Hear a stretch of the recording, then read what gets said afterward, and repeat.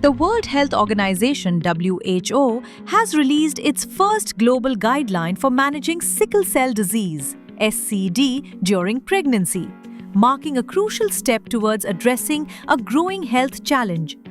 SCD is a group of inherited blood disorders that cause red blood cells to become sickle-shaped, which can block blood flow and lead to serious health issues such as anemia, intense pain, frequent infections, and life-threatening events like strokes or organ failure. Pregnancy adds extra strain to the body, making women with SCD significantly more vulnerable.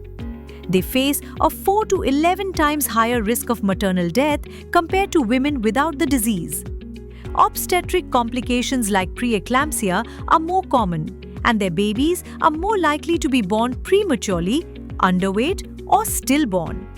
With around 7.7 million people living with SCD globally and over 375,000 deaths annually, the need for better care is urgent.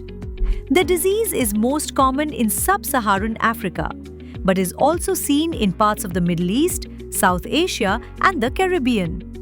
As the sickle cell gene spreads due to migration and increased life expectancy, more healthcare providers around the world need to understand how to manage SCD during pregnancy.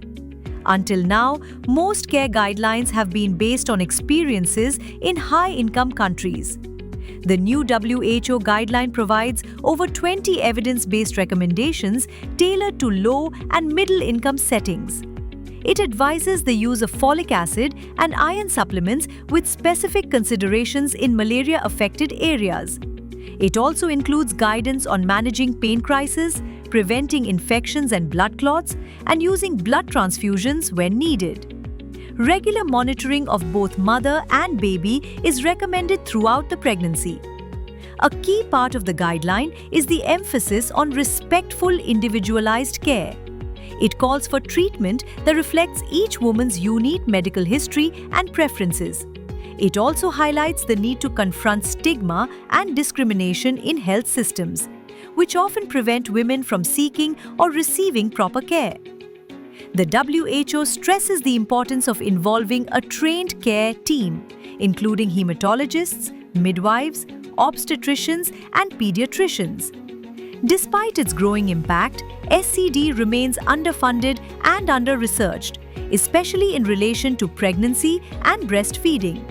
This guideline is a step forward, but much more needs to be done through better training, investment, awareness, and research to ensure that women with SCD receive the care they need for safer pregnancies and healthier outcomes.